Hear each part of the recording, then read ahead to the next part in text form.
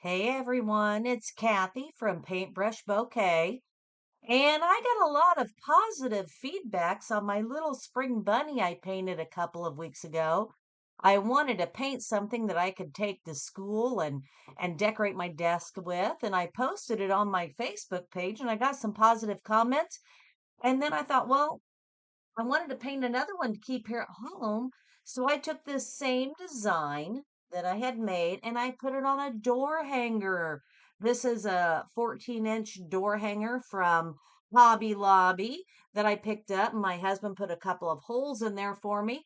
And so I took this same little bunny right here and I put him on a door hanger and I added just a few different flowers than I did the first time because I love painting flowers and I hardly ever paint the exact same thing twice. Um, so you know what? I decided I wasn't going to keep this little guy for myself and I would love to share with you how I painted this. So if you're ready for some painting fun, grab some supplies, grab some friends, put on some good music, and join me here today.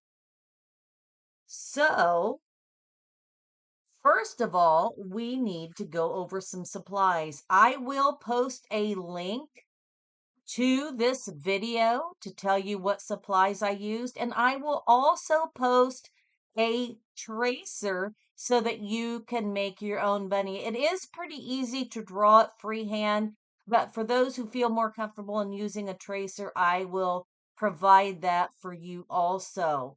Let's go over some of our paints that I use. Now, you can use any colors you want. This bunny I had a little bit of fun with and threw some other colors into his fur. Looks like he maybe got caught up in those Easter eggs. On the one I did in a door hanger, and I will post both pictures. This one I just kept a little more traditional and simple. So you can do your bunny any way you want using any colors you want, but I'm going to tell you what colors I used. And I kept it pretty simple because I didn't want to use a lot of different paint colors, although I could have used any of them that I want, but sometimes I just have fun blending colors. So I started out with this is called True Blue from Deco Art. Now, if you live around me, you're probably not going to find this in the store, so any blue will work. Hobby Lobby has stopped carrying Deco Art, so just look for a basic blue, like a medium bluish color. A little brighter might be, something like that. Not maybe not necessarily a navy, it'd be a little darker. So any blue, white, which I use in every painting, no matter if there's white in it or not, because I blended in a lot of my colors. Red, I use this is called Tuscan red, but any red. Yellow. This one's called cadmium yellow. Again, Deco Art. You're not going to find that locally.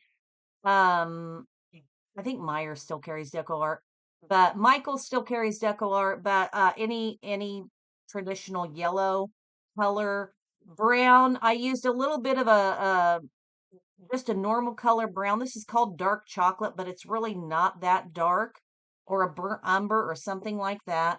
A darker green, because we can add a little white to it and even a little yellow to it to lighten it up. I brought a purple in, but as you know, you don't have to use purple. You've already got blue, you've got red. You could make your own purple if you wanted to. You don't have to use purple, but sometimes I just like the brightness of this purple. So I added that. And of course, black, I used black on his little eyes. And also when I did some outlining, and for his little eyelashes and whiskers, I did not use black. I used this brown mixed with a little bit of black to make it a really dark brown.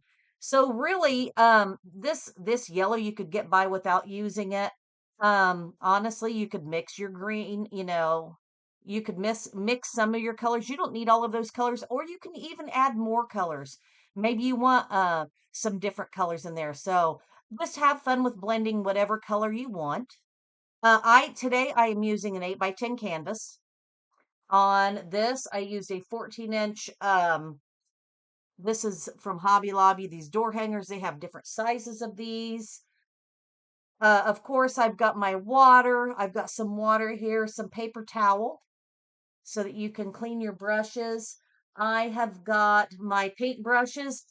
Um, Really, I mix my paintbrush. I mean, seriously, this is what I go through all the time. I have this stash of paintbrushes like you would not believe. I probably need to narrow that down a little bit. But really, I'm using a flat, some rounds. I do when I do little tiny eyelashes and things like that. See how tiny those are? I like to find as thin of a liner as I can, and this little guy is so thin, so I always like to keep one of these little tiny ones on hand. If you don't have that, try maybe a toothpick and see if that'll help you. Some round brushes. I have some different sizes here.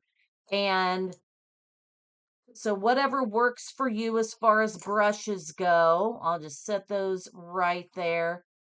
And then I also, when I go to do my paintings, you need something to put your paint on. I'm going to use a foam tray today. Usually I use these clear plastic, um, they're like plexiglass things, and I just clean them off at the end. But I wanted you to see my blending today, and I wanted it to have white background. So I'm going to use this styrofoam plate today.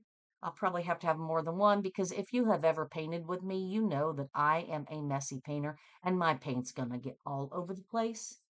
But that just means I'm having fun. And also, we need, if you want to use the tracer that I have created, so here's my tracer. If you want to use this, I will link it in the PDF of this and some tracing paper. Now, this tracing paper, I got it at Hobby Lobby. Let me show you what the package looks like. It's graphite paper. It's pretty cheap. I mean, there's like 20 sheets of it for $8.99, but it is, I have had this, let's see, I started Paintbrush Bouquet in what, 2023, I think. So this is 2026, and I'm still using the same package of paper. You can reuse them over and over and over. I have cut them to fit. They just last forever. Okay, so if you do not have tracing paper, don't make a trip to town. If you forgot tracing paper, don't have it, you can also turn the tracer on the back. You can use a pencil. If you've ever done this, take a pencil and you can, I'm going to move this out of the way, and you can take a pencil over these lines. You can see the lines. Take a pencil like this over the lines all the way through this bunny, all of his outlines, and then flip it over. And let's see if I can get this to work. I didn't do it very dark, but then when you go to trace around it, it's going to leave lines, and you can see, you might not be able to see that on there, but it will also leave a line.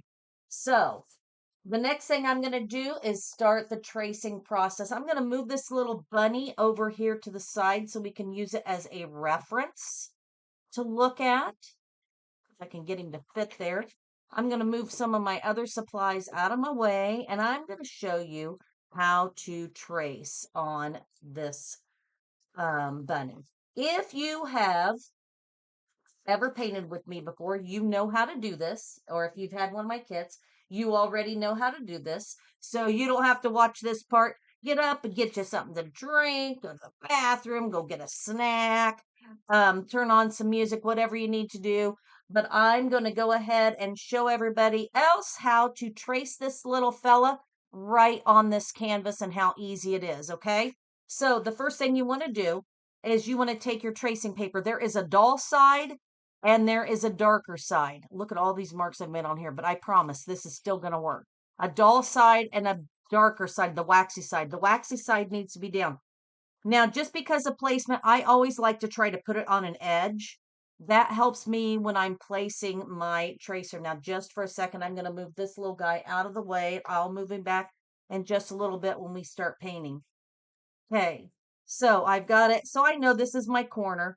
And then I'm going to take my tracer. This is meant for an 8x10 canvas. I did print it on 8.5 by 11 paper, but it'll still work. So it's pretty well centered. I'm just going to place it on here where I want it to go. Now, what I do is I kind of bend my edges down so you can see it's over. This margin is smaller than this margin. So I'm going to take this bunny and I'm going to move it over until I get it where I think it's pretty center. Now, I'm not real particular on centering things, but I know a lot of people are. Like, it'll drive them crazy if it's not centered. And I kind of take these bottom lines down to the edge. You can tape this. It's a great idea to tape it if you're worried that this will slip. I'm not going to tape this today, but if you're worried it's going to slip, just take some Scotch tape and wrap it around your canvas and this piece of paper to hold everything in place. And then you need a pen or something. A pencil might work. It's really not heavy enough, but I wouldn't think it would be, but it might work for you if you don't have a pen on hand. And then we're just going to go over these outlines. These are mere suggestions. If you get outside the line, not a big deal. So I'm just going to trace over this. This pen isn't working, but I guess that doesn't really matter, does it? Because I'm not marking on the. All right, this one's, it just didn't want to move very well. Okay, so I'm going to trace my ears. And I try to keep in one area when I'm tracing so that I don't forget something. And what this is going to do is put that graphite line on the back. Now I want to show you something. I don't know if you can see this very well, but I got off the line right here. I'm not going to worry about that because chances are when I paint this, I'm going to get outside the lines anyway. Again, this is a mere suggestion. What I'm not going to do is try to correct that because then I'll have two lines showing instead of one. And it's not that big a deal to get off of these lines. I'm just going to move my hand a little bit. Since I didn't put tape down, I like to move my hand along with this to hold it all in place. And this is a pretty easy guy.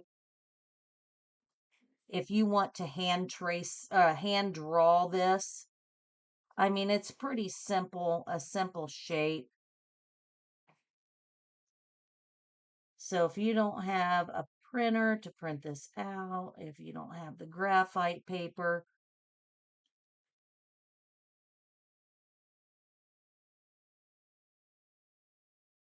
then just trace it out. Just a little bunny.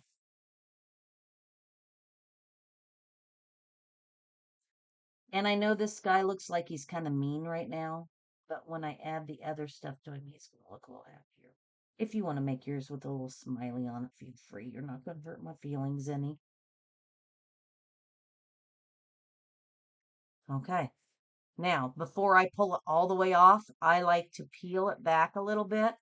Make sure. Can you see I missed part of that eye? So I'm going to go back down and I'm going to put that eye on there. Okay. So the rest of it looks pretty good. Now, this fella has some whiskers, but I don't want to put those on right now.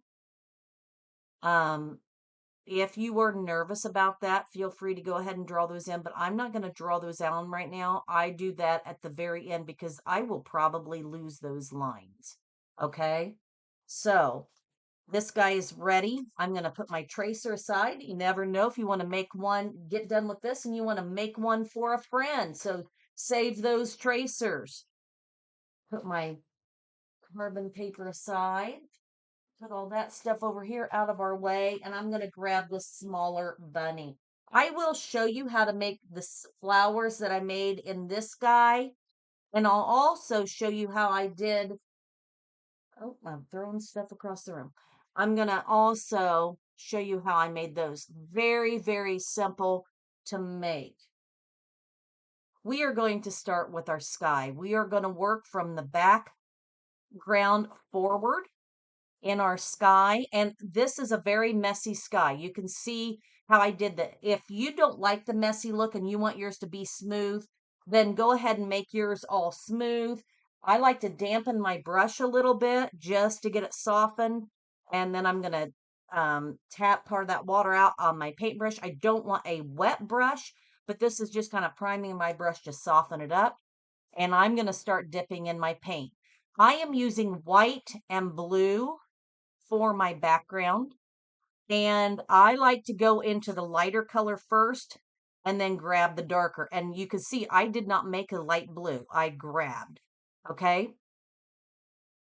And then we are going to start painting. And I'm going to move this little fella aside just a little bit. And I'm going to, now look, that's really, really dark. So I'm going to wipe some of this blue off.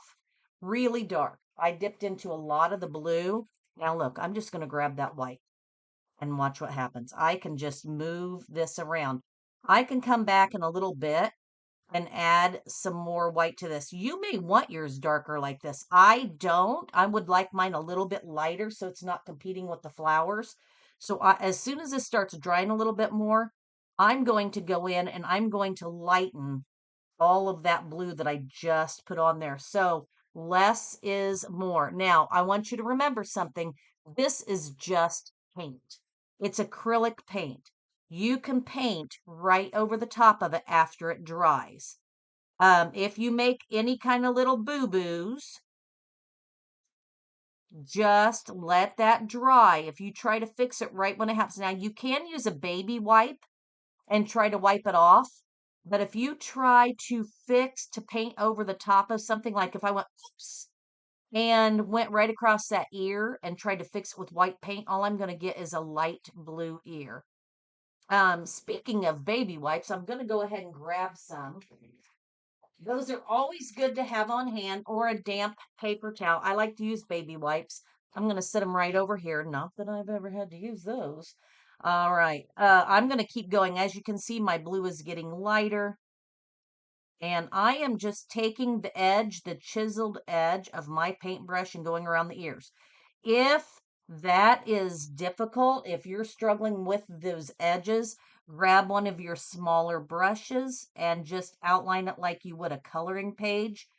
Just make sure if you outline it like a coloring page that you feather out those colors so it doesn't look like you outlined it like a coloring page, because this is a coloring page. This is your painting. So let me show you what I'm talking about. If I want to outline this like it was a coloring page, let's pretend this is one of my smaller brushes. Okay. I want to feather this out. In fact, up here, I didn't feather this out, but it's still wet, so I'm okay. You want to feather it out so that you don't see that harsh outline. And this paint dries pretty quick. It's acrylic, basic acrylic craft paint is what we are using today. If you do not have basic acrylic craft paint and you have watercolor paint, you can still do this painting. Just remember that you want to do all of your darker colors, or all of your lighter, I'm sorry, all of your lighter colors first, then the darker colors, because you you can't paint over the watercolor very well. It's possible, but it's very challenging. You can't paint over that very well because the dark will show through. So you kind of have to do it in reverse of what we're doing. All right, so now I'm over to this side. I still want this side to be lighter. See how this is lighter down here and this is still a little bit darker. So all I did was add, it's starting to dry, believe it or not, already, and I am just going to add some more white paint to it. Now, in a little bit, we can go back and add, you can adjust this. I mean, just because when we finish painting the sky doesn't mean it has to be finished. You can always go back and make adjustments to it later. So obviously I used way too much paint. You do not need that much blue paint on your palette. I just go crazy with paint. I always do. I don't know why. Less is more. Less is more. Don't do what I do. Do what I say. Less is more, right? Now, I do turn my canvases, so you're going to see me turn this upside down once in a while because it's comfortable for me. Um, I am also not using an easel. I don't use easels very much because I like to turn my canvases. To me, that is more comfortable. But if you like using easels, I used to get those out for the paint parties, and most of the time people would just say they didn't want to use it.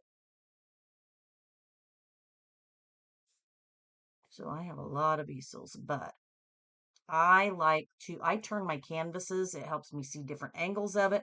It helps me find little spots that I may have missed. So I often turn my canvases around. You do get different viewpoints of it, different angles. You can see, um, if it's dark, and sometimes you can see different lighting when you turn it. So that's what I do. So you're going to see me do this a lot. I'm going to show you up front. See, it's messy, isn't it? It's messy, but it's fun. Remember, this is a process and the details come out at the end. So we're going to always have kind of a messy middle as we are painting. And then once it all comes together at the end, you're going to be like, seriously, that was easy. If you've ever painted with me before, you know I'm constantly saying, wait till the end, wait till the end, wait till the end. There, he's doing a headstand right now, everybody. I used way too much blue paint and I need a little bit more white paint. So I'm going to go ahead and check my sides. I'm kind of coming down my side. This would be a good time if you are going to do your sides. I'm going to bring my paint over here. It's really weird for me to cross over. So here's how I do my sides, okay? I know you're thinking I'm just doing sides, but then what I do is I feather it in on the top because sometimes if you wait till the end of a painting and paint those sides and you don't feather it in, it looks like, oh, they just got done painting those sides because it may look a little different. Since we're blending paint, right now, to me, when you're blending backgrounds, which I do a lot, to me, it's easier just to do the sides then. Is it messy because your hands are going to get messy? Yeah, but you're painting. So your hands are going to get messy. If you're really into your painting, your hands are going to get icky. They're going to get messy. And guess what? It's a water-based paint and it washes off. If you get it on your clothing, try to get it off as soon as possible. I have gotten it out of clothing, but it can stain your clothing. I also have clothing I've not gotten it out of. Um, so that I didn't realize I got it on there. So if you get it on your clothing and you get to it really quick with some soap and water, like some Dawn dish soap or something, sometimes you can get it out. But if you get it on your hands, guess what, everyone? It washes out. So have fun and get messy. Okay. I hope you all are seeing this okay. With the lighting. My husband, everybody, big announcement. My husband is making me a little studio area to do these videos. So hopefully this is my next video with all of you, maybe better lighting and a different studio. I'm so excited. Um, right now he is out in the barn with the dog because when I paint in the house, inevitably a leaf blows across our yard or something crazy like that, and that dog goes crazy, and it's not good for videoing. Okay, so now I want to show you the difference in my two. I never paint anything the same twice. If I wanted it to be the exact same, I would make a photocopy of it.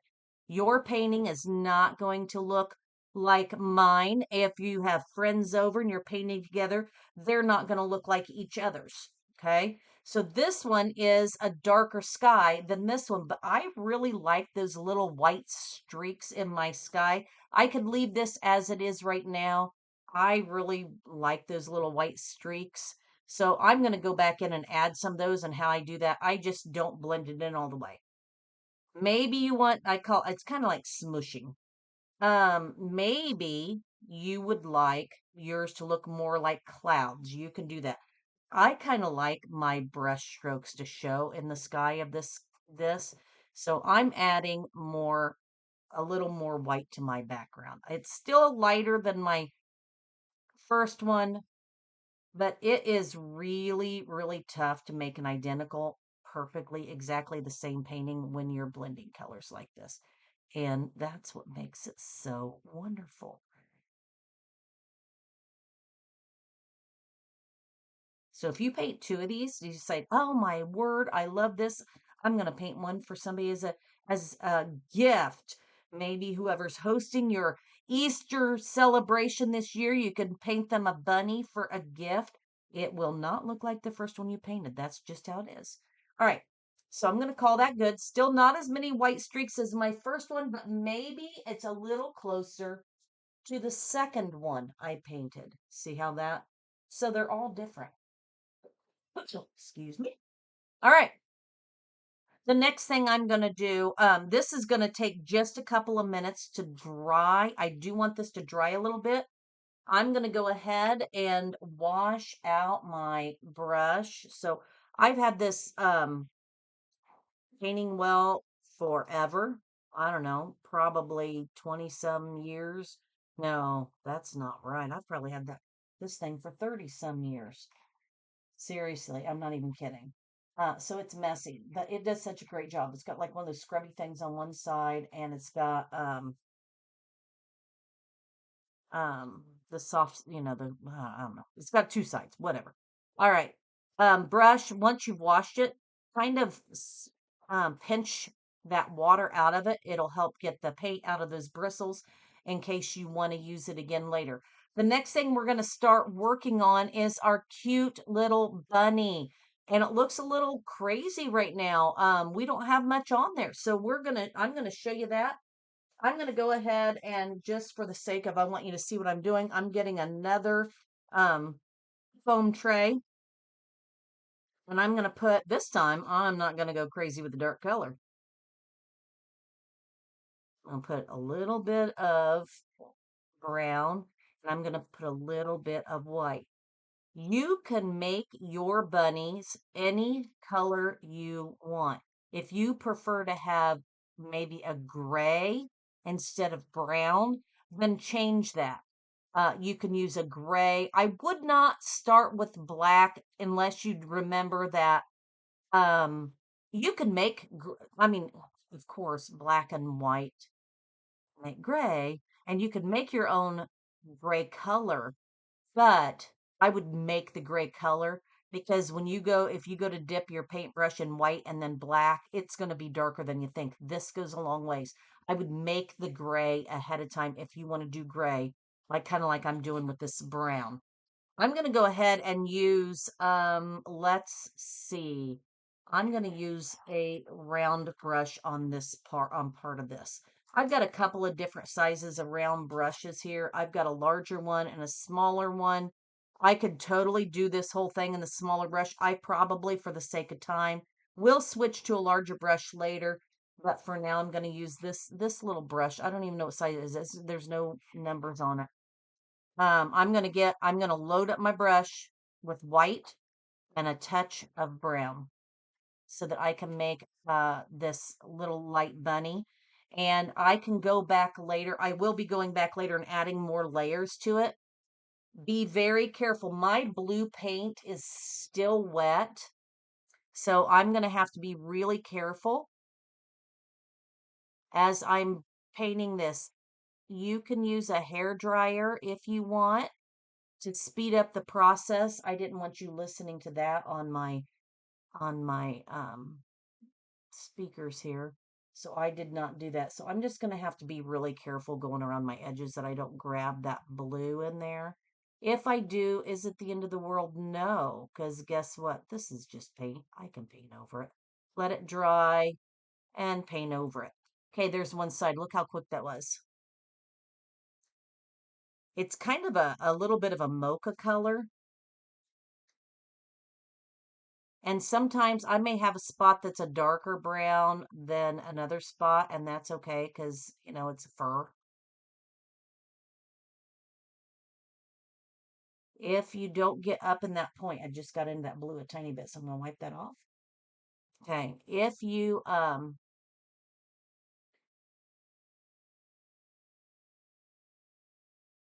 get different variances in your color that you're using, okay, it's really wet. I'm getting my hand in it. Variances of the color, that just adds interest to your painting.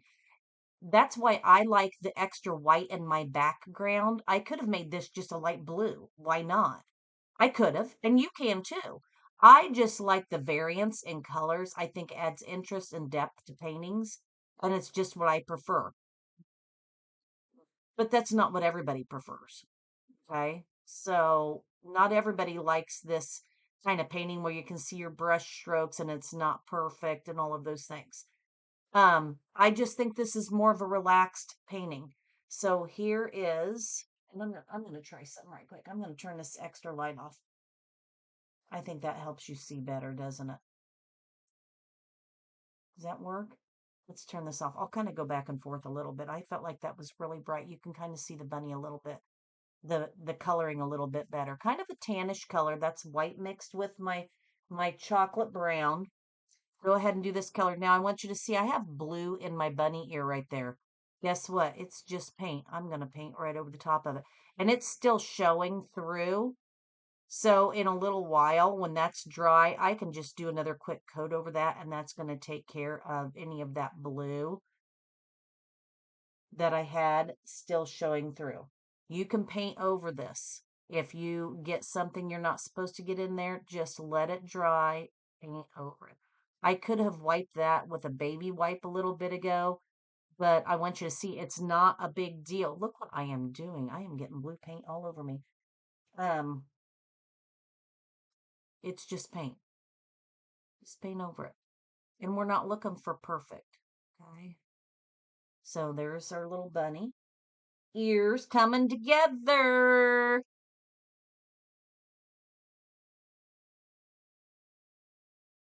Are you all ready for Easter at your homes? Like getting there, getting planning done. So my daughter calls me. I think it was this morning. I don't know. She calls me and she says, "Hey, where's Easter at this year?" I don't know. She says, "You do know it's like in 2 weeks. We might want to figure this out." So, sisters, if you are watching or listening to this, we don't know where Easter is. I'm gonna guess it's at my one of my sister's house because she told me she was decorating for Easter. So Teresa K, are you having Easter? Just wondering. All right. There are the ears, okay? And look how simple that was. Just did tan and white. I'm going a little bit slower than I normally would have because look the mess I'm making. Like I've got blue everywhere. Okay. It's a lot easier if you use a hair dryer and blow dry that. Um, and like I said, I have one, but I didn't want you to have to listen to it. Okay. So I'm going to go ahead and do his face. I'm going to go around the edges. See how I'm just grabbing it and pulling it around the edges. And then I'm not doing smooth brush strokes, but I'm kind of going toward his nose. So my brush strokes are angling in by his face. When I go to do the cheeks, my brush strokes are going to be kind of in a curve.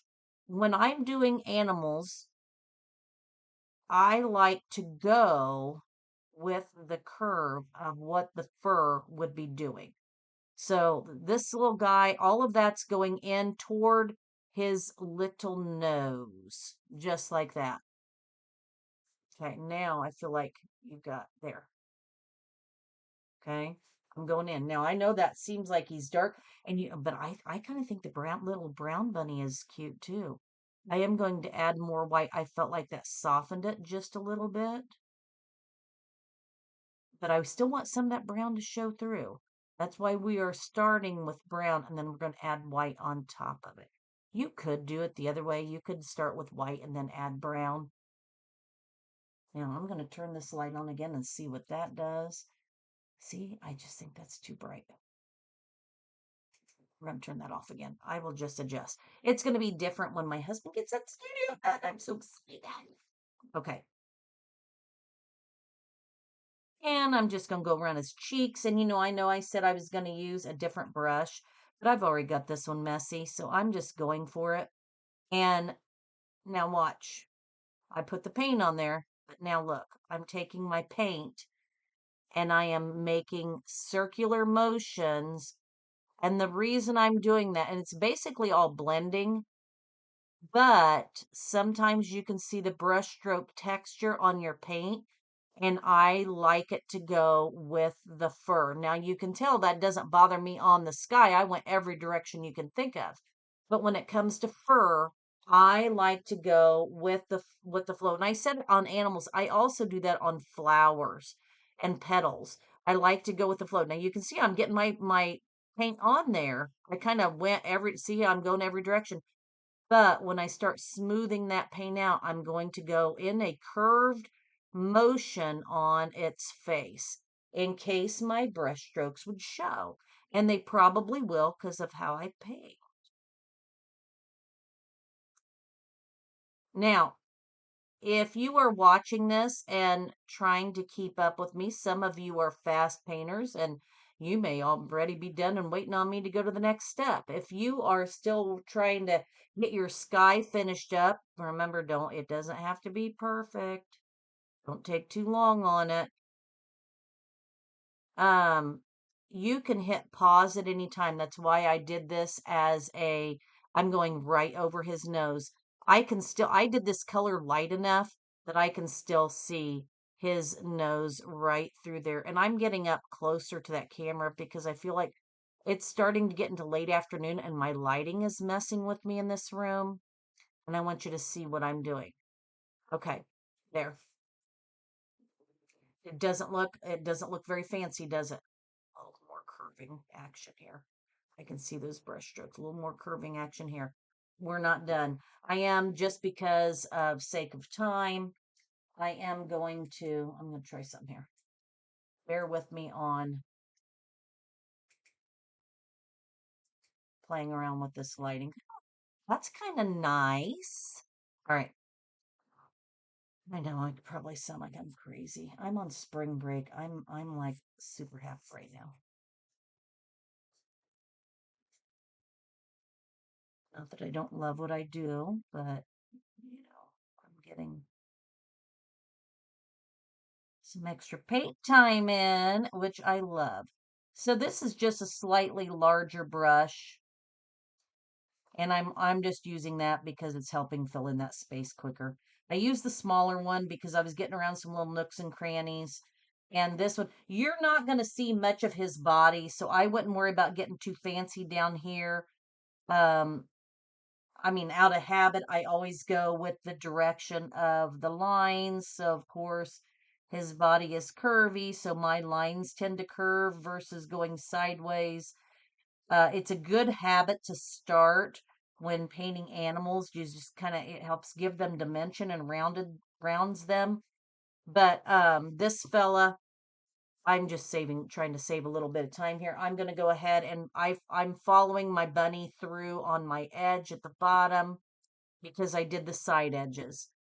You could do the side edges like all blue if you wanted to, but I am carrying this down here.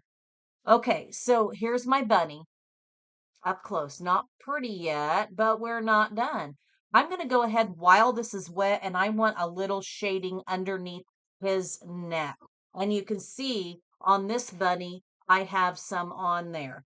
So I'm going to put some shading right underneath that neck, and it's going to help separate the neck and the head, and it's going to make it look like the head is pulling forward a little bit, and give it more of a dimensional look. So I'm adding a little more brown. You see how I did that? I'm making it a little bit darker, adding a little more brown on my brush.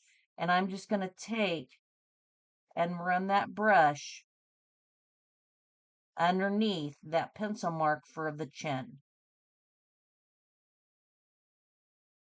You see that? Look how simple that was. Now he's got separation from his head and his body. Now, I'm going to wipe some of that paint off because I want this to blend in a little bit. So I wiped some of that paint off and I'm just going over that bottom edge of it to soften the edge so it doesn't look like I just created a line underneath his head. And look at just that little tiny bit of difference, how much difference that makes in the dimension on this bunny rabbit. Now, I'm going to throw this back in my water. I'm going to grab that smaller one out because I'm going to do the same thing to its eyes. Now, that paint is pretty well dry. If I need to, I can add more paint to it to wet it down again. But I'm just going to go ahead and go over it. Now, I can grab my painting now because guess what? It's dry. But I'm going to add, again, I'm making a little bit darker brown, and then I'm going to come back and soften it in a little bit. I'm going to add a little bit of that darker brown and I'm just gently brushing that on. And what that's going to do is give that depth of his eyes. So I know his eyes stand out, but I want the eye underneath the eye and above the eye. Oop, I got a little bit dark right there. So guess what? That's an easy fix. I don't want it to look like he's wearing mascara. So I'm going to add a little more white now. Got that a little darker than I wanted. And I'm going to soften it. Wipe out some of that darker paint. And I'm going to soften that right there. I don't want it to look like he's wearing mascara under there, but I do want it to give some depth under his eye sockets. Okay. And I'm going to go right across the top and do the same thing. And I'm only doing this for that depth. Now, if you can get real cutesy, you could give your bunny some eyeshadow if you wanted. Your little spring bunny. That'd be cute. I am. There. Now look at the difference between that eye and this eye. Soften this a little bit more right there. But look at the difference between those two eyes. Okay. Now I know, I mean, it kind of looks like a creepy rabbit right now because the eyes are white. But that's going to give him an eye socket. I'm going to do the same thing on this other eye. And let me bring this up a little bit closer so you can see what I'm doing. I'm running that darker brown right underneath the eye, and I need to get a little bit darker. What's happening is that paint dried a little bit on me, which it's supposed to. And then I'm going to smooth that out so we don't have eyeliner.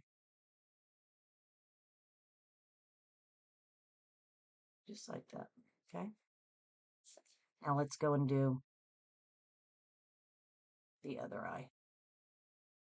That one got a little crazy. Look at that.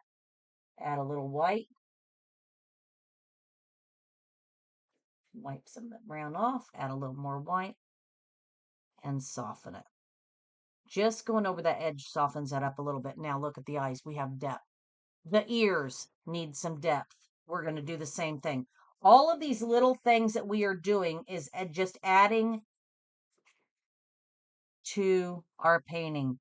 So I'm going to outline I'm putting the paint on the ear side, not on the face side. And then I'm going to feather that paint. And I'm taking it and I'm going to raise it up just a little bit. And I'm just doing a feathering motion so that it will fade. Okay, so let me show you what I'm doing here. I'm just doing a feathering motion on there. And I can even add some more streaks of it. Basically, this is kind of like a dry brush effect. So let me show you the other ear a little more up close. Now look at that, what that's doing. Look, it just pulled his face forward. Look at the difference between those two ears right now. Okay, that just pulled that little face forward. Let me get some more on this and let me show you up close. I'm out going around the face part of it. I'm not getting it on the face. It's still on the ear. And I'm going to grab it and I'm going to feather it. Grabbing it and pulling that paint. And I'm getting a dry brush effect because I did not add much paint to my brush. So it's kind of a dry brush. It's just streaking some color up on that ear. So let me show you on here a dry brush effect. I've said it a couple of times, but let me explain a little bit better. Let me get a little bit of paint on here, okay? To do a dry brush effect, I've got paint on my brush, and this is if I don't wipe the paint off, okay? But if I wipe most of the paint off, it gives it more of I can see the background through it. It gives it more of a texture. That's called dry brushing. So I've just added some. Now look at the difference. Okay, so now what I want to do, most of this has dried. Let's add a little bit of white to our bunny. You may have decided yours is going to stay all one color, and that is fine. I'm going to add a little bit of white to mine, kind of like little highlights here and there. So I'm just going to grab my white and I'm wiping some of it off. I'm doing a dry brush. I don't want solid white paint. I'm going to have to move this just a little bit. I don't want solid white paint on this entire bunny. If I get it too white, whiter than what I wanted, then I'm just going to go in and I'm going to add some more brown to it. We're just doing this in layers. I'm going to hit that spot there. That's where I got a little blue pulled in. And it's hard to see maybe, but I'm just, oh, see that big chunk of white right there? I really didn't want that. So I'm going to fix it. I'm going to take part of that and I'm going to wipe it somewhere else because I don't want big chunks of white. I just want touches of white here and there. If it's not enough, I'll go back and add more. Okay, now look at that ear. There's little bits of white in there and brown. White's my highlight, brown is my shading. And then the lighter brown is kind of the undertone of his fur. Again, got a little bit extra white on there, so I'm just going to take it and spread it around. I'm not worrying about covering all of that. Okay, there's just little bits of white in there. Okay, and I think I've got him a little lighter than my first bunny. Now I'm going to add, I want to do kind of a dry brush effect around the eyes. I'm going to go ahead and get those eyes. So I put white paint on my brush. I took white paint off of my brush and I want this to be soft. Let's go ahead and do some eyes. Do you see how I'm kind of feathering that white around the eyes? I don't want it to look like he's got raccoon eyes. I'm just feathering some white paint. So we gave him eye sockets. Now on the outside of the eye socket, we are highlighting it. Look at that punk. And it might be a little hard to see in the camera, but up close, look at the difference. So he's got highlights. Now I'm just going to dry brush some little effects throughout his face here. On his forehead. Okay, so I'm going to add some little bits of white dry brush. If I get a little brown in there, that's okay. And I'm brushing it on. You see how I'm brushing across it? And I've got a little blue spot right there. So why not put some white on that little spot? Okay, so that's where my blue kind of came in a little bit. And I'm not putting them all right beside each other. But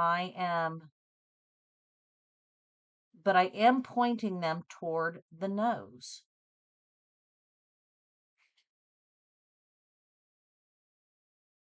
And that's just going to give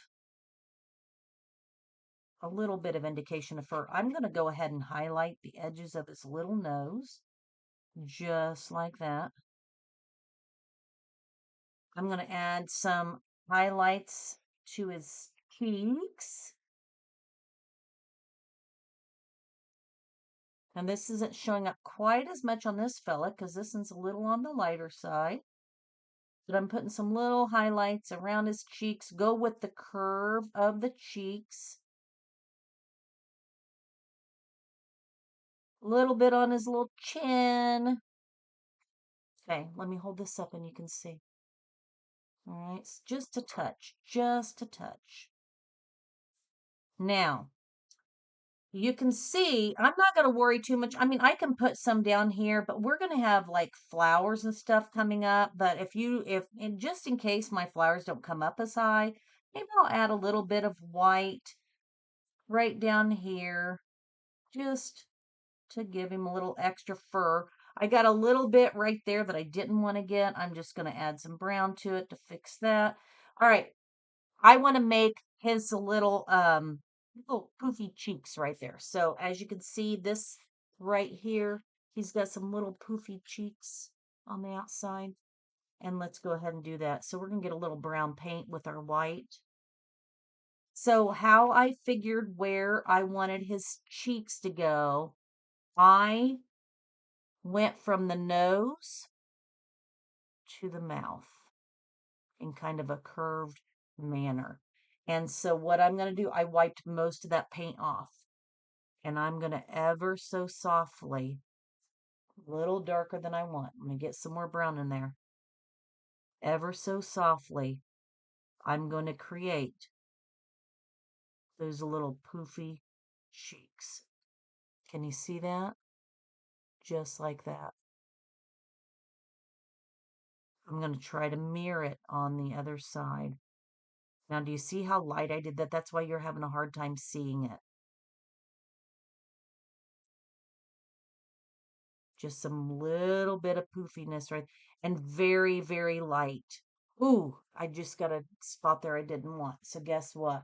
Add a little more, must add a little uh, brown blob on my brush. So I'm going to add a little more white to that little spot there. Do you see how I easily fix that? And what this is going to do, it's going to kind of make it look like he's got more of a smile. And it's going to also um, give him those little cheeks, make him look like his nose is coming out. Now, I really feel like I'm looking at both of my bunnies. Okay, here's this one. Here's this one. Think I want to add a little more brown to this bunny. I think he needs a little more definition of brown. I'm going to show you how easy that is. So I could say I'm done with fur, but I've decided it needs a little more. So I'm going to take and I'm going to dry brush some brown paint just here and there. This is where if you want to add a little bits of blues or pinks to kind of give it that extra look, you can. I'm not gonna add much right here around the face because I'm gonna focus on this part. I might add a little bit down here to his fur, even though we're really not gonna see that much because of the flowers and the foliage. I'm gonna add a little bit more up here to his ear. And again, where I'm adding brown, this would be where you could add some light blue, some light pink, a little bit of purple if you wanted to, all those fun things. Okay, so for now, we are going to stop. Hang on, one more little thing. I put a highlight on his nose. Now I'm going to dry brush a little brown on there. Okay, so I want this little fella to dry down here before I do my next part. So what I'm going to do next is I'm going to work on his ears, okay? So let's get some paint on here for ears. So for my pink ears, I did red. And because there's brown and this white over here and I don't want to desaturate my red, I'm going to go ahead and do a new little red blob. I can reuse that paint for some of my flowers. Little bit of white with a touch of red. Let's make us a new pink right here. You can get it as light or as dark as you want. I would err on the side of lighter because this paint does darken a little bit as it sets. And we're going to add darker to it to give it some shading. Okay.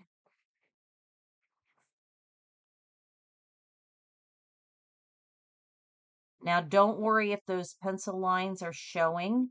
We're going to go over those in just a little bit. So there's one ear painted. Get this edge a little bit better. That's how quick that was. Got a second ear coming. Mix a little more pink. And I will, nope, this one got a little bit darker, which is okay. I'm blending colors, so I can adjust that on either side, make the other ear a little darker, and make this one a little bit lighter. And I keep going over those things with you to let you know that you can adjust any of this, and it's just paint. Okay. There are the ears. They don't look like much now, so let's add a little bit of red to it because I want to add some shading in there, give it some dimension. So this is the inner part of the ear. So as it's going to the inner part of the ear, that means these edges that are touching on the outside should look like they're going inward. Let me show you on this one. See how my edges on the inside are a little bit darker. So I added more red to my concoction here and made it a little darker. And I'm going to go in and I'm going to brush on, and I'm kind of feathering it in, kind of dry brushing it in, some darker paint. And I'm just using a round brush. Okay. And I may make that a little bit darker. I am having right now what's happening I'm not sure how well it's showing up on the camera, but this paint was very wet because I just got done painting it. So it's actually also lifting some of my paint off. So I may need to dry that a little bit and then come back again. So what happens when you have wet paint and you keep going over the top of it, it's going to lift it right back off of your painting. So sometimes we do need that to dry a little bit. This side, I'm going to add, that's a little too red for my liking, so make it more of a pink. It's still a little more red than I want it. I need to go over the top of that, and I'm going to bring it around. And I may go in and soften some of that in a little bit when it dries.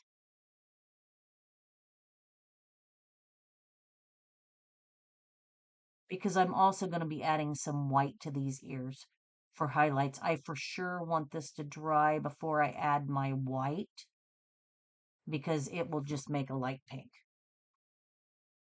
And I'm going to soften that middle section up where I got that kind of dark. So see how that white paint just softened that. And so now we went from um, those very light plain ears to now they look like they are curving in because we have shaded those edges. Look how quick that part went. I'm going to let those ears dry because if I put white over that right now for the highlights, like what are showing up here, then it's just going to be a light pink. So that needs to dry. All right. We are going to move on. We're just going to keep trucking away. We're kind of in a messy middle right now. Don't panic. This little feller's going to be real cute in just a second. I'm going to grab my black paint, and I only need a dot, very small dot of black paint.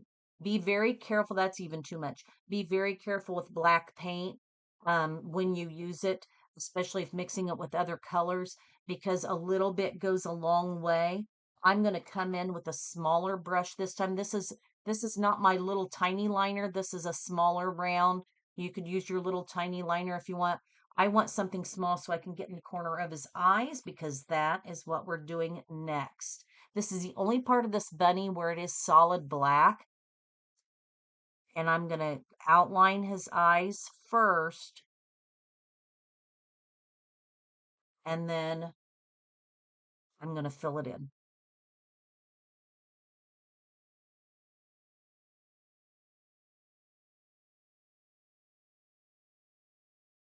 I'm going to turn my canvas because it's more comfortable for me to do that.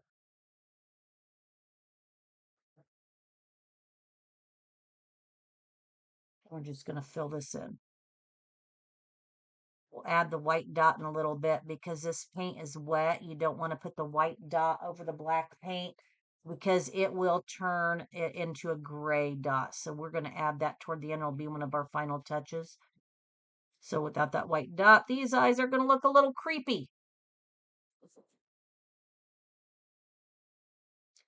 And do the other side.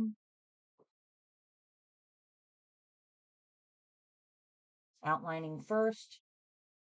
Then just be careful when this black paint is wet. It still dries quick, but doesn't maybe not as quick as some of your other colors did. Be careful you don't run your hand through it. If you do, immediately clean it up with paper towel that's dampened or a baby wipe.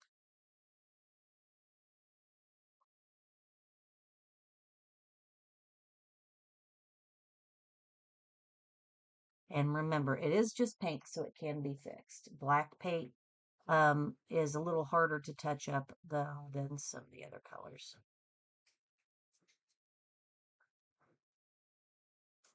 All right, there are the eyes. How cute is that starting to turn out? I'm okay. The dot missing does make it just ever so slightly creepy, but it's super cute, isn't it?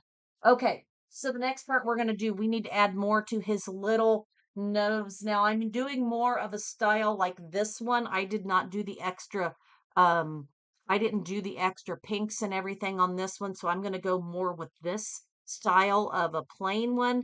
You can see the different colors I've added. This one's going to be a little closer to that.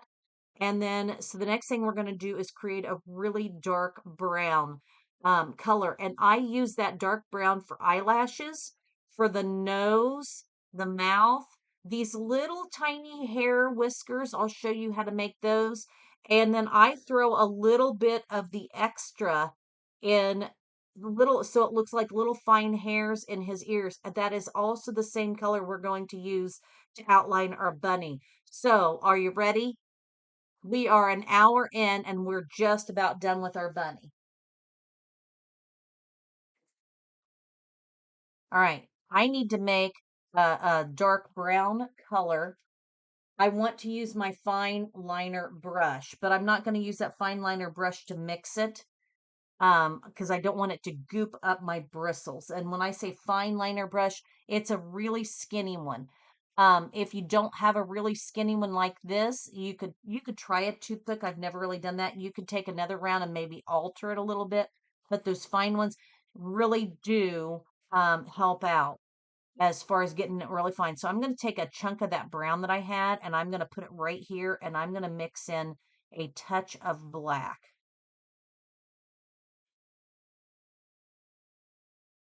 All right, that's the color I'm wanting. Might go a little softer. Do you see how I've kind of made it, I've made a pretty big area. I'm going to take a little bit of white and I'm going to soften just a touch of that to go around his. So now look, I've got a couple of different colors here. They're still in the same color family. I've got black and brown right here. Now I've added a little bit of white to it and I'm going to show you why. Um, on the liner. So when we do the little tiny hairs around his face, they are lighter brown. I didn't want really dark brown little hairs. And then I'm going to use my pinky to smear those in just a little bit. And I'll show you what I'm talking about. I want to show you right quick. I'm going to use my other round brush. No, you know what? Let's just use that liner because I've been talking about it. Here's my fine liner. I want to show you how tiny this is. This thing is really small. Okay, I'm going to use this black and brown mixed. If I want a heavier line, I'm going to load up my brush. I've got a lot of paint on that little brush, and I'm going to press down really hard. Look how thick that line is. Now, still looks skinny, but that's thicker than what we're going to want. Now I'm going to use less paint. I'm going to roll it out to a point, and I'm going to barely touch that canvas. It's called kissing the canvas. Look at the difference between the two lines. That is the same color of paint, but that brush is barely touching that paper, barely touching it. The harder you press, the wider the line. The softer you press, the finer the line. Okay, so that's going to make a difference in what we're doing next. All right, so I've got my colors here. I've got my lighter brown, and I'm going to roll it to a point. The lighter of those darker ones, the one I added white to, and I'm going to start making little on this curve of this. I'm going to make some little tiny hair lines. These aren't the whiskers, they're the little tiny hairs. And I'm just making a bunch of little hairs. And I'm going to take my pinky and I'm smearing those just a little bit. Let me go in and add a little more. And I'm going to smear them just a little bit. If they don't smear well for you, take your add a little tiny bit of water to your brush because it may be really dry. And I'm just going to take it. So I'm adding a little water to my brush. Then I'm rolling it through that lighter brown that I have created. And I'm going to make some baby hairs. And then I'm going to smear it in to soften it up a little bit. Okay. And really, I could make those a little bit longer. Let's go through and make some more. Soften them up a little bit. Now it just gives him that kind of look of some little hairs right there. Probably want a few more extending right here. And then soften them up. Okay? That's pretty easy. I'm going to add a little more water to my brush. And I'm going to do the same thing on the other side. I'm going to add some little hairs, go a little ways, and then soften it.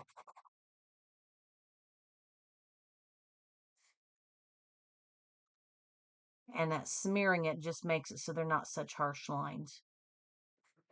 When I first started learning how to paint, that's years and years and years ago, that's how I did all of my shading. I used to paint the color on my paintings, and then I would just go through and put paint on there and then smear it with my hands. So my hands were constantly covered with paint, kind of like they are right now. A lot worse. All right, so that just softened that a little bit. You could make them a little bit bigger if you do not want to. I'm gonna make those just a touch bigger. You don't want to mistake those for the whiskers, but you can certainly add them a little bit bigger if you want. It's kind of personal preference. Really, it's the smearing that kind of makes it. And so it looks soft. See that? Looks soft. Okay, now I'm going to take that darker. I'm going to go ahead and I'm going to make the nose. I'm following those black lines. If you lost your lines, your pencil, your graphite lines, just use a pencil and fill that in. And I'm pressing a little bit harder because I do want this to stand out a little bit more. So I'm pressing just a little bit harder. It doesn't have to be quite so fine.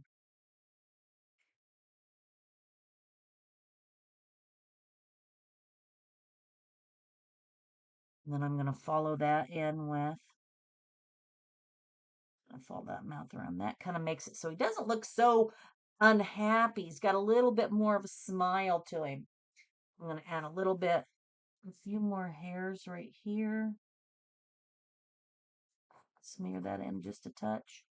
Okay, I think that got a little dark right there. So I'm going to add just a touch of a lighter, make it a little bit dark right there. So I'm going to add a little white to that. There, I just softened it right up. Okay, how easy was that? Pretty easy, right? It's too bad.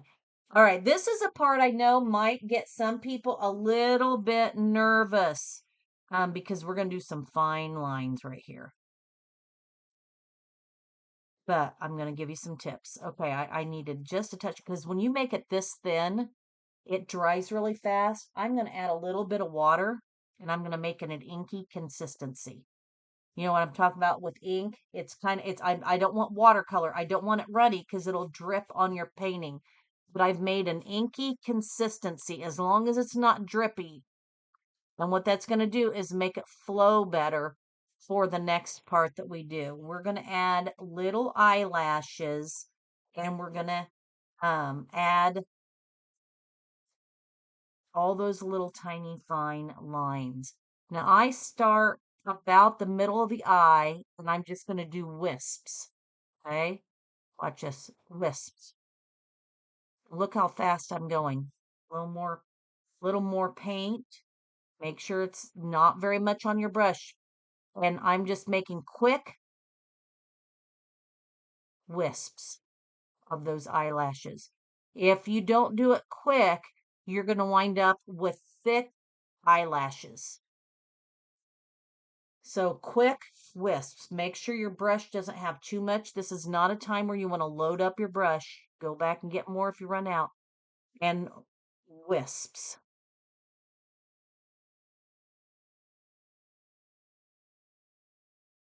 I've had a little more on my brush than I wanted to on that one, so I'm just going to even this side out a little bit. Still thin. I like to try to make the sides consistent.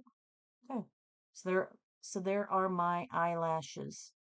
Okay, so we got some little eyelashes on there. How about, are you ready for the whiskers?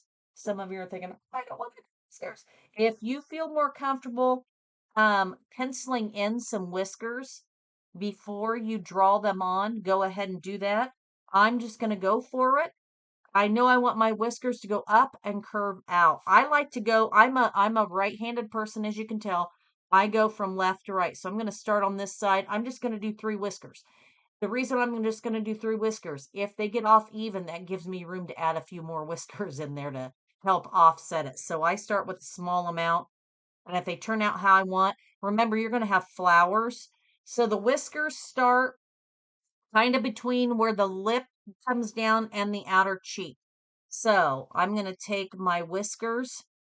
I'm going to start with the first one, and I don't have much paint on my brush. And I'm going to I need more paint on there. I really didn't have much paint on my brush.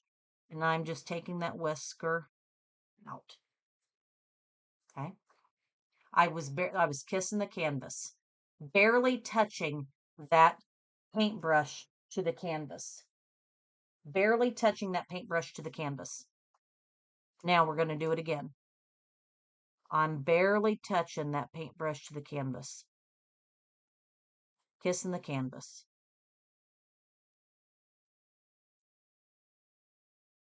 And I'm going to show you up close. It's a little bit of a broken line, and I'm fine with that.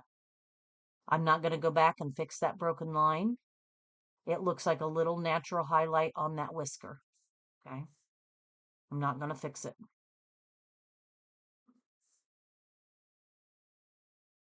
We're going to use broken lines in a little bit. Anyways. Okay. I need a little more. It looks like I need a little more water on my paint. So before I do my next side, I'm going to add more water because I need that inky consistency to get these to flow. Okay. There are 3 whiskers on that side. Now I'm going to try to mirror them to the best of my ability on the other side. Inky consistency. I added more water to my paint, get me a little pool of ink there, not water. You don't want it to drip because you don't want to hold your painting up and everything drip off of it. And they do not have to be perfect. We're just going to try to arch them similar.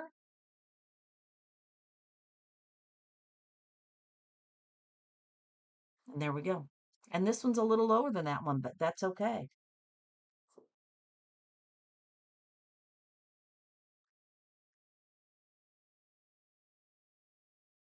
If they were way off, because I only did 3 whiskers, I could always add another whisker in there and even it out.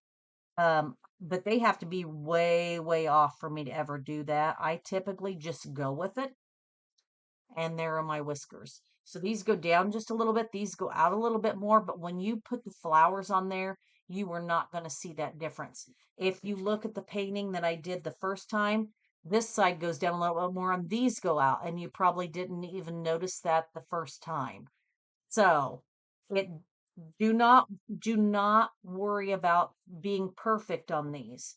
In fact, that's what adds interest to it. That's what makes it look like you made it and it's not something you bought from a store. If it's perfect, it's probably store bought. Okay.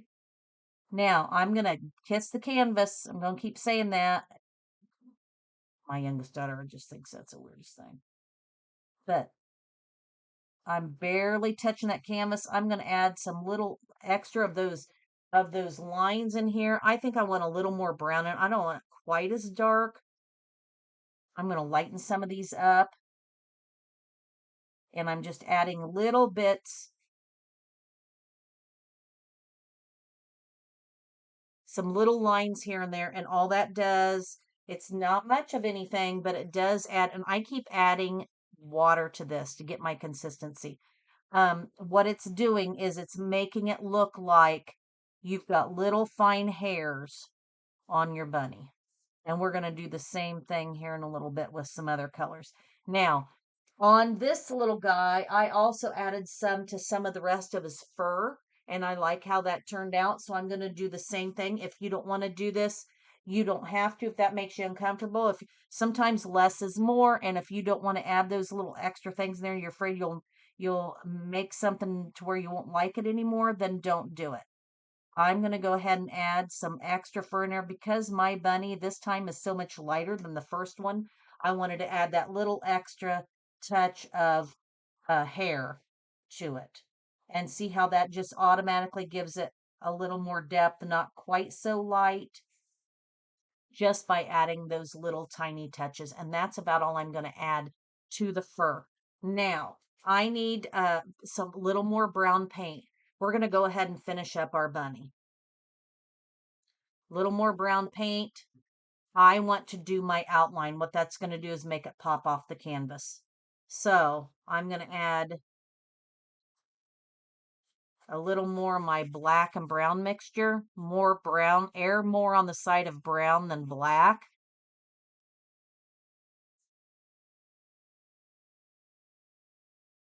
And we're going to just barely kiss the canvas. Add a little bit of water to it, give it an inky consistency. And I want to show you how I do this outline. There are going to be broken lines in my outline, and I do it on purpose.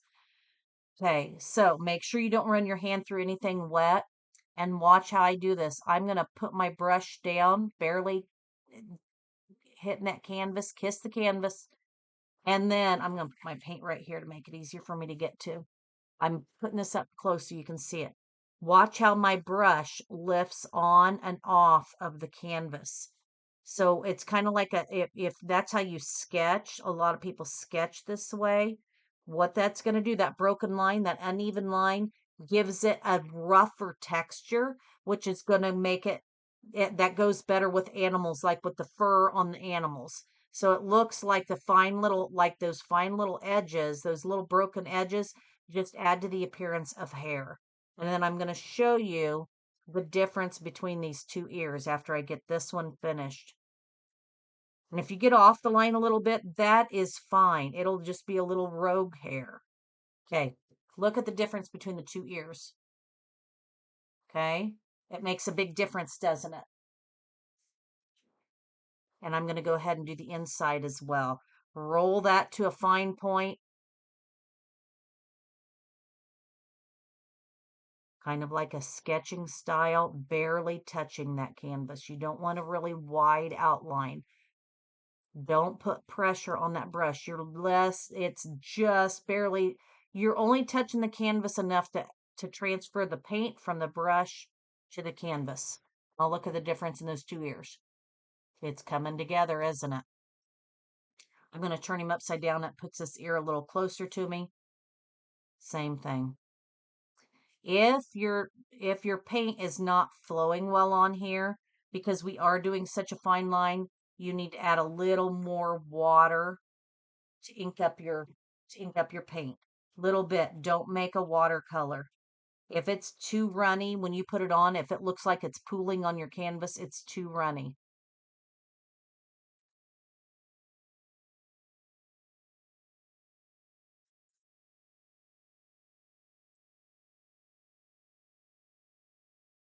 And I'm going to show you up close those breaks in my paint. Okay, look at the breaks. That's not a solid line. There's a break there. There's a break there. It's not a solid line. It just adds to the whimsical texture of this painted bunny.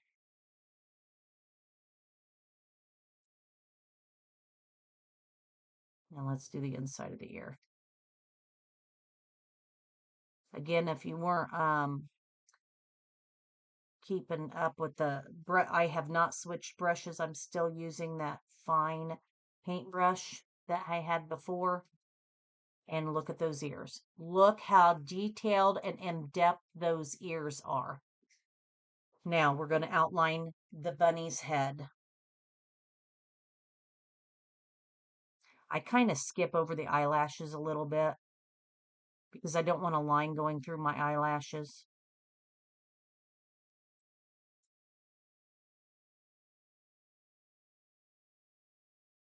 Okay, look how cute that is.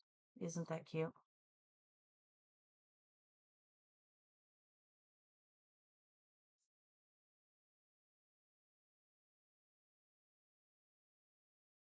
This outlining of this broken outline, sketchy outline, really makes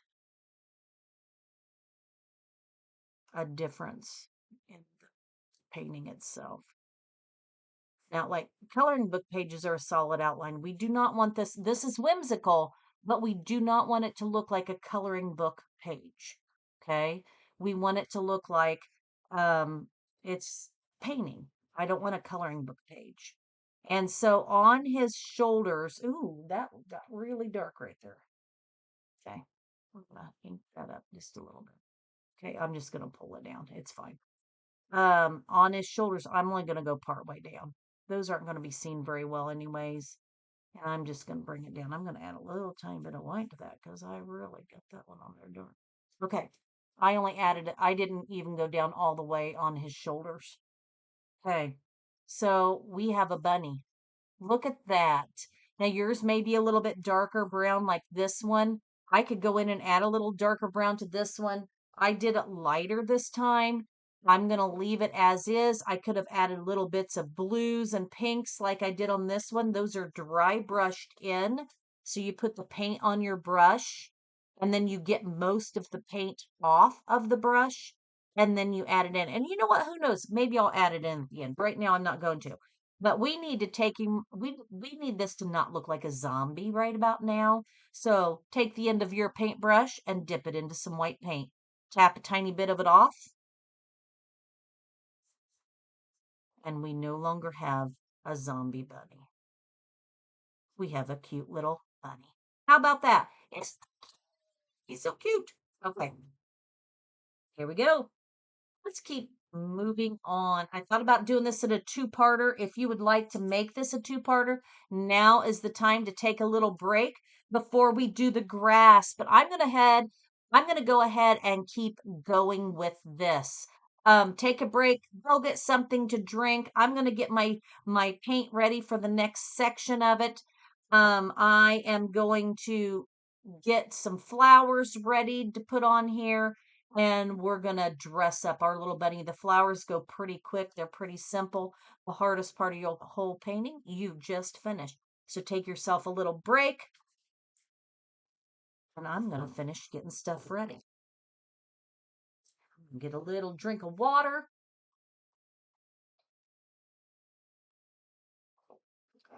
All right. If you're back with me, hit pause if you're not.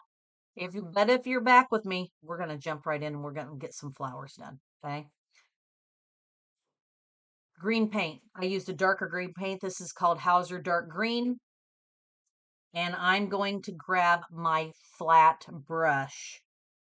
We're going to add some of this illusion of foliage behind there. I do not want to paint every little blade of grass on this. It would take forever. So we're going to take a flat brush and hopefully your flat brush is pretty chiseled like this. If it isn't, that's okay. Let me find one of mine that is not chiseled. You can still do this, but then you're going to go in with your finer brushes and finish it off.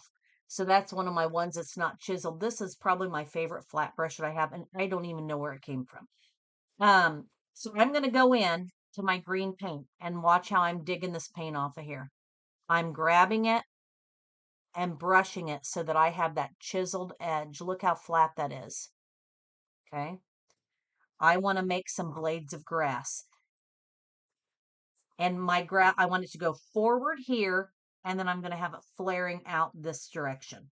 So I'm going to take that chiseled edge and I'm running it. I'm not taking it flat. I don't want 1-inch wide grass blades. I'm taking the chiseled edge and I'm going to do a quick brush stroke. Okay. Now, I'm going to keep adding blades of grass. Some of these blades of grass look like they're dry brushed on, and I'm okay with that. And then I have some that are more solid. And then I have some that I added more solid in with a liner brush. But for now, I'm going to take this and I'm going to start chiseling in some blades of grass. Once your paint stops putting out color, it's time to reload. You can see I've got some dark blades of grass. I've got some lighter ones because of how much paint is left on my brush. I'm going to go to this side and I'm going to grab it and I'm going to start adding more. I need to move my paint palette over here so it's a little bit closer for me to grab a hold of. I'm on top of that blue one. I'm not going to use that one again. Hang on, guys. Got a little bit of a mess going here. All right, so this makes it a little easier for me. And I'm just going to take this paint, and you see how quick? The quicker you do it, the more natural it's going to look. And when I get to this part of him, I'm going straight up and down. It's okay if it goes up into his face a little bit. Some of those can't even talk. Blades of grass might be a little taller on his face, but you don't want to cover too much of his cute little face. So it's kind of like he's parting the waters. Now, the darker blades are kind of our background, and I'm going to keep filling in. And I watch how quick I'm doing this. I want this to be filled in. So yeah, some of them, and look, some of them look dry brush, like that's not solid green. That's okay. It still looks like grass. And I want the majority of this little bunny, his body, to be filled in, and the sky. I just want to keep filling this in. And now some of this at the bottom, I start not going up as high. Watch how I'm doing this. I'm doing it more of a chopped style. You see, and that helps fill in those extra spaces. So do you see how quick this is going? I told you this part would be really quick. This is a fun way of doing grass and foliage. I might get a couple long ones. Look like somebody maybe forgot to mow the lawn. Okay. Now I want to add a little bit of lighter grass in this so it adds a little dimension. So I'm just going to grab some white paint. I'm going to add it right here. I know I have white over by my red, but I don't want to cross those two. So I'm going to put a little white paint right here. Probably got more than I need to, but I told you that's how I roll. And I'm going to make a lighter green. It's still in the same color family. It's just added white to it. And then I know my paint is still wet. It's okay. I'm just going to add some touches of the white, the lighter green in there. And that's just going to make it pull those blades of grass forward. I still want to fill this in a little bit better down here. So watch how choppy I am doing this. Okay. It's messy, it's choppy, and it's going to look fantastic here in just a second. All right. A little more right there. A little more paint. Look how quick this is going. I mean, seriously. You could stop at the grass if you didn't want to add flowers, but like, who's like flowers? Now, what'd be really cute if you want to make this mixed media, if you don't want to paint flowers on there and want to do mixed media, this would be a good stopping point right here. You could add those little cute flower buttons you can find at the craft stores. You could do something like that and add the cute little flower buttons on there. You could add little wooden pieces on there. How about some scrapbook paper and Mod Podge it onto here for butterflies and flowers if you don't want to paint flowers on. But guess what? I've got paint with me. So I'm going to teach you how to paint it, and then you decide what you want to do. But I'm kind of getting into that whole Mod Podge thing. So you could totally do something like that and turn this into a mixed media painting and make it a one of a kind. All right, I'm going to add some stems in here for flowers. So, to coming out of the grass. So I'm going to go ahead. I'm going to do several kinds of flowers on here. I've got, look at all the different flowers I have done. So I'm going to do a little, I told you I never do the same flowers, or paintings more than once, not because I don't want to, it's just they never come out the same. I'm going to go with some of these little purple flowers. It kind of reminds me of yarrow, but I don't know that this really looks like yarrow. My yarrow is not up right now for me to study it. Now, I'm not taking that all the way down to the ground. I'm not taking my stems all the way down. The reason for that is that would look like it's right in the front of the painting. I want it to look like it's buried back in there a little bit. I'm adding little tiny hints of stems. I'm not even being super precise with it. Okay. I'm going to add another one of these little yarrow-y looking things to this side. I'm doing similar to what I did on my first one, but not exactly the same. Adding stems, kiss the canvas. You're barely touching it. Okay. Got a little yarrow-ish, whatever thingy right here. Okay, there's that. I know I put two on each side of this one, but I want to show you something else. I'm going to add a little bit of this green foliage because green foliage is fun.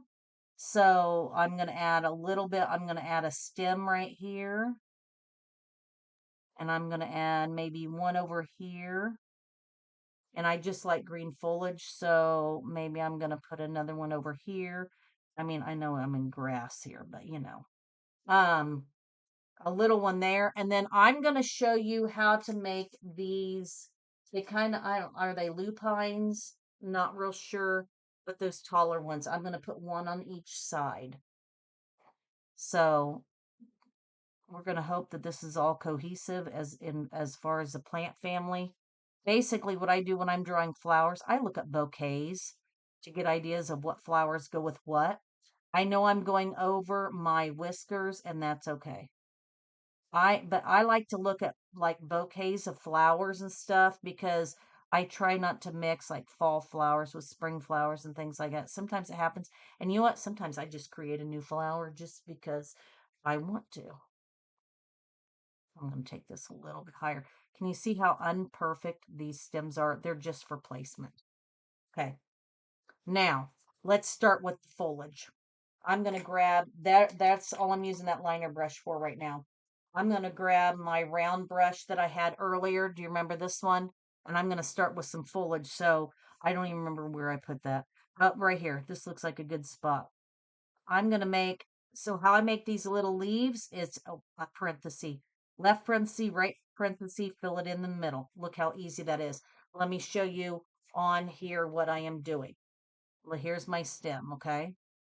We're going to pretend this is my stem. To make this foliage, left parenthesis, right parenthesis, fill it in the middle. Left parenthesis, right parenthesis, fill it in the middle. Left parenthesis, right parenthesis, fill it in the middle. And then when I'm ready to add some highlight, I'm just going to add some white to it and blend it in. Look at that. That's how easy that is. So we're adding this foliage to it. Okay, I'm going to get some of my paint out of that. I'm going to continue. I'm not going to take it all the way down to the grassy bottom. Remember, this is sticking up from the grass. So I don't want my foliage to go all the way to the bottom of my painting. It's intertwined in this grass. I'll put one more right there. Now, while it's already there and wet, I'm going to go ahead and add my highlight. And that's how quick that went. Wipe some of that highlight out. I have some foliage right here. Left parenthesis, right parenthesis. Left, right. Left, right. If you push hard enough on the brush, you don't have to fill in the middle part. And I'll take one more set of them down. Grab white paint for a highlight. I like to brush a tiny bit of it out. Highlight, and I'm highlighting the top of the petal because the sun is coming down from the top. Okay, look how cute those are. I'm going to go ahead and add a full, wipe that white paint off. Foliage over here, left, right, left, right, left, right. See how quick you can make these? Now I'm like, yeah, I'll go down one more on that one. And my stem even disappeared. I'm putting it in midair, but you can't tell that because it's intertwined in the grass. And that one didn't blend in very well. Brush back over the top of it. If they don't blend in well, grab some green paint and add to it. I had a little too much white paint on my brush. Okay, look. This part's going quick, isn't it? One more set of foliage over here.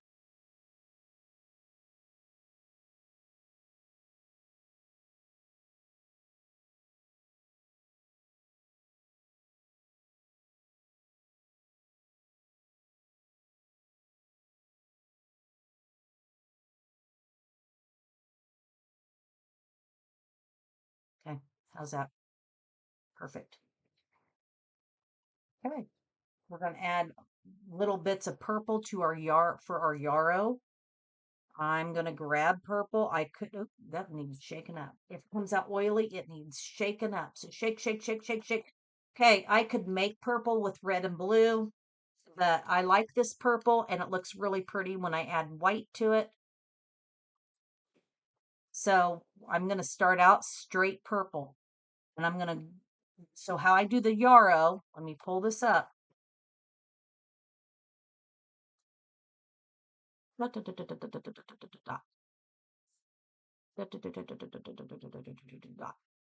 of little dots. Here it is up close. This is what we're making. Look at it even closer. Will that focus? It's just a bunch of little dots. It's like a little cluster of flowers. It's a bunch of dots. So you're pouncing little dots, maybe 4 or 5 little tiny dots on those ends.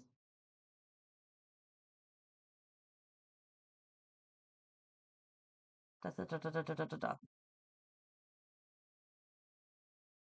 Okay, go into some white paint, tap some of it off, go over the top. There's the highlights to your white flower, and those are done. Seriously, bunny was the hardest part. If you made it past the bunny, you're almost done. All right, let's do those lupine looking things at the back. Right there. Okay, that's what we're doing next. Let's go with, let's do a pretty pink color. I think that will look beautiful on there. And I'm going to grab just a little bit bigger of a round brush. If you don't have one this big, that's okay. Just make the spots a little bit bigger. So we're going to grab this. I want it to be a little bit of a brighter pink. Okay. As my background color. So I want that to be bolder. Look at that. Isn't that pretty? Now, if you want it to be a little more on the purpley pink side, look. Boom. Now it's this color of pink. Isn't so cool how you can change all these colors around? Now it's a cooler pink. All right. These are blobs. Super technical. Super technical. I'm actually going to make some more. Since I have 2 of those flowers, I need more blobbage. I'm going to add a little more purple. I kind of like that cool pink. It's very pretty, isn't it? Okay, blobs. Blob. There's the first one. I want a little more red. I want that a little brighter. Blob.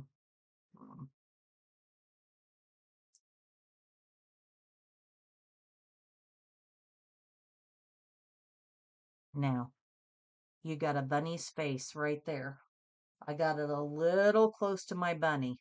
Do I want it behind my bunny or do I want it in front of my bunny? That is the question. That is up to you. If you did one as close as I did, you got to make a choice right about now. I think I want to spare the face. I may have to touch up that whisker a little bit, but I can because guess what? It's sweet. And I'm going to spare the face. Okay. And I thought that through a little bit better. I probably would have made it out a little bit further, but that's okay. See? Well, how easy it is to do that. Now, the other one, it shouldn't be too, well, it might happen again. Well, we'll find out. Blobs. Look at that. That's all those are, is blobs. The next part's what's going to make them stand out. I am going to have to make my whiskers come back in, but after all this dries, that's a quick fix. This one, I don't have as much face to save. Okay, there's the back of those flowers, but look, they look a lot more in depth than that. So we need to what? We need to add white to that. So I'm going to grab some white. And I still have pink on my brush, but I'm going to go in here and I'm going to add some highlights. And don't forget, if you want it to look rounded, there's some petals in the front too, and that's going to help cover up that green stem. Okay.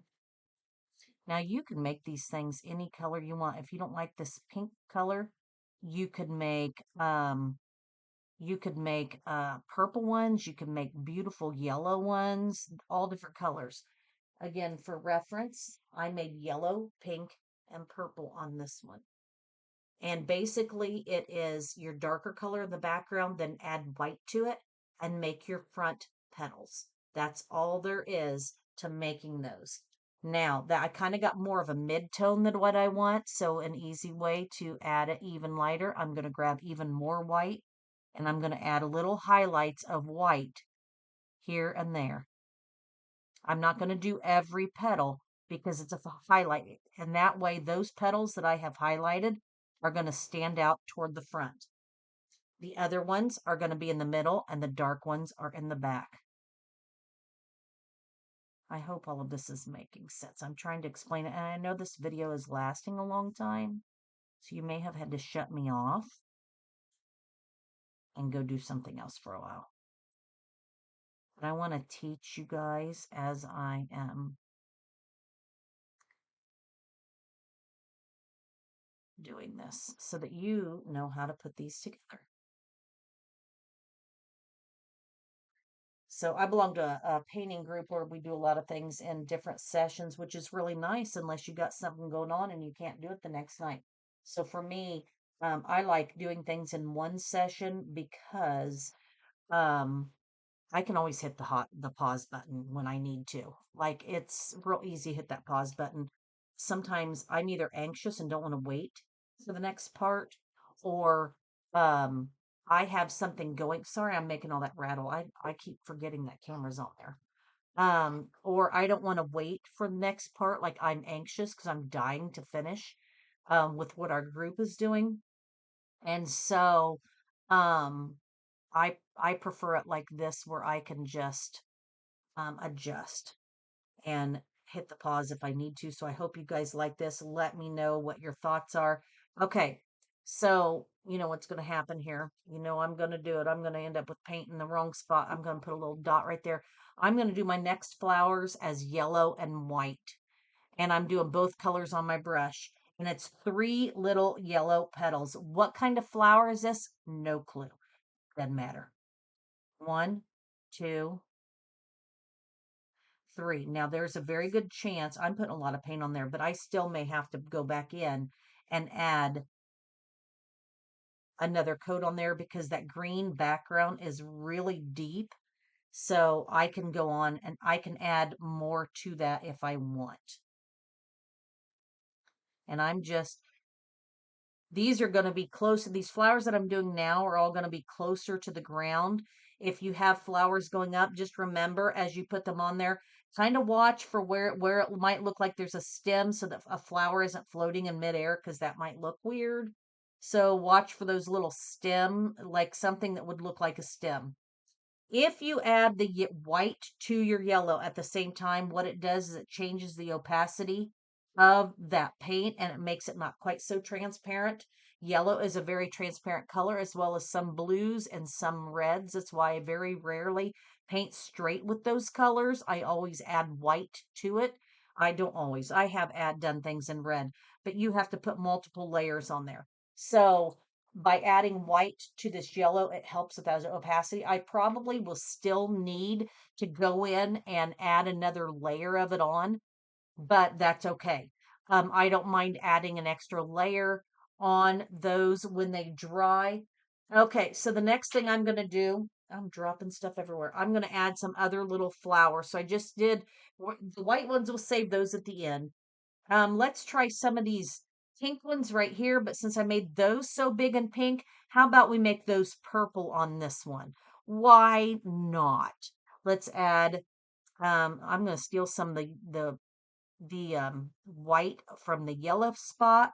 And so these petals, I don't draw them on first, but if you feel more comfortable doing that, go ahead. But what I do is I generally just kind of go with how the shape of it's going, and I do one brush stroke to start it. So 1, and I just try to make them even. 2, 3, and a lot of times people do 5 petals or whatever. I like odd numbers, so I'm going to add 1 here, 1 here, This one has 6. I just said I like odd numbers, but that one looks okay with 6. I think I need to make these top ones just a little touch bigger. So this one's going to have 6 petals, okay? But guess what? The next one may have 7 or 5 because maybe a petal fell off. You know, anything can happen. It's nature. I'm going to add a little more white to that. I'll probably come back over the top of that and add a little more color in just a minute. Again, purple, this dark purple is very transparent. So adding white helps change the opacity of that flower.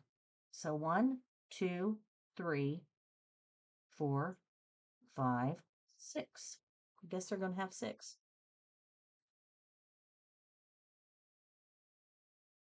How about one?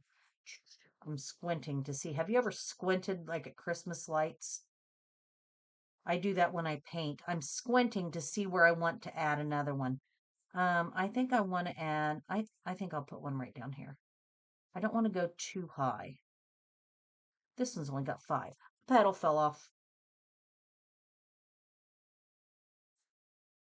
You see how I don't worry about all those little details?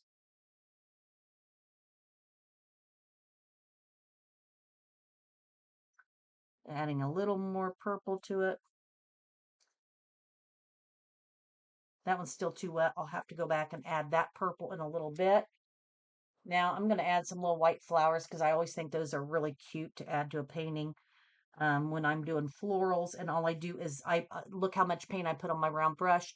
Pretty good, big amount. You could use the back of your paintbrush too. I'm just going to do this very quickly. And 1, 2, 3, 4, 5.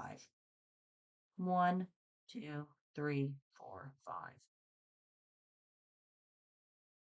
1, 2, 3, 4, 5. I'll add a white dot in the middle. I try, it looks like I'm placing them. It's more like I'm trying not to make a pattern. When you're doing flowers, you want to really try not to make it look like you're doing things in a pattern because it will draw attention to that one spot and not on the rest of your painting. So I like to try to make, so see how those 3 are almost in a line. I don't think I like that. So I'm going to break up the line right here by adding a flower up there and maybe another one right here. I'm trying to break those lines up because I don't want attention to drawn to a line. Doot, doot, doot, doot. Okay, maybe one in this little corner because that corner looks lonely. 1, 2, 3, 4, 5. Okay, I'm gonna put some yellow dots in the middle of those. Easy peasy. I need to get this done in 13 minutes. So 1. Because if I keep this too long, you guys are never going to want to join me again. 2, 3, 4, 5, 6, 7. But I guess part of it is I'm trying to explain things as I go so that you will know why we are doing it that way. I think it's easier to paint when you know the whys. At least it is for me. Why did I add this color? Why am I painting it this way? And if it helps me, I'm hoping it'll help somebody else.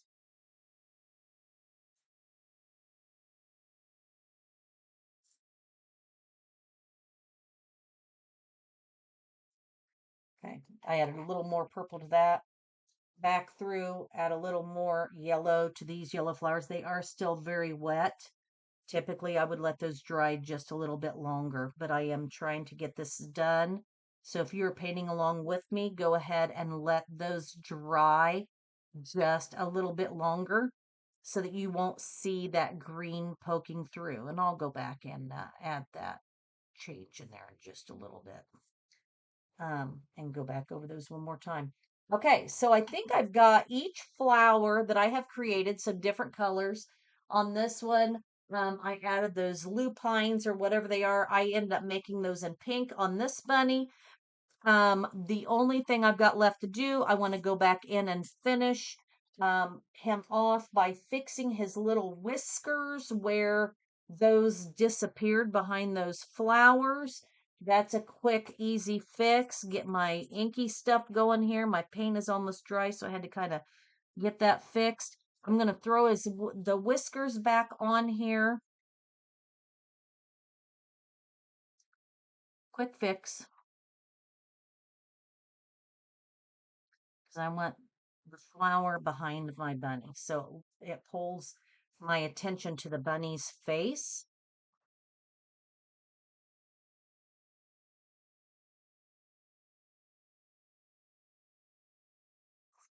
Okay. Whiskers are fixed. He's got his eyes. I'm looking at both of my paintings. Get that paint out of the far way. Let's look at them side by side. Not identical, but still both very cute bunnies. Now, I honestly have about 10 minutes left before you all just decide I'm done listening to her.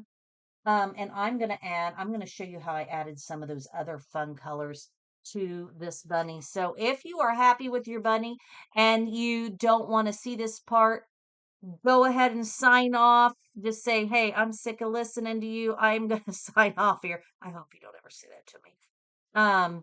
But I'm going to pull in some other colors into this bunny just so you see how I did it. I grabbed some lighter of the colors and I'm wiping that color off of my brush. This is a very dry brush and I'm going to add very lightly. I'm going to dry brush. There's hardly any paint on this brush. I'm dry brushing a little bit of color on this bunny. Okay. Now I clean my brush out, but I'm keeping it very dry. I need some light pink.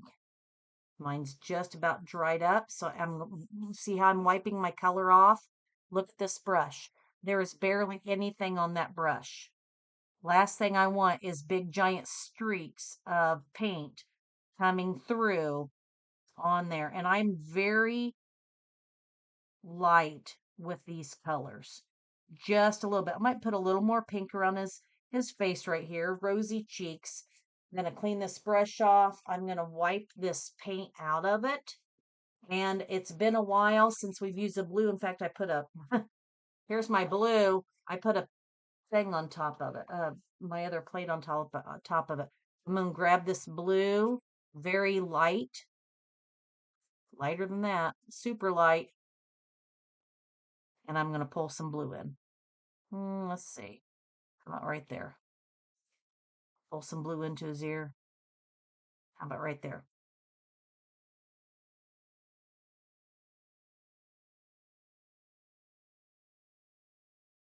Put on the cheeks. And that's how easy it is to add a little bit of those extra colors on to your bunny. Here we go. 3 different versions of bunny. Here's my door hanger. Okay. You can adapt this.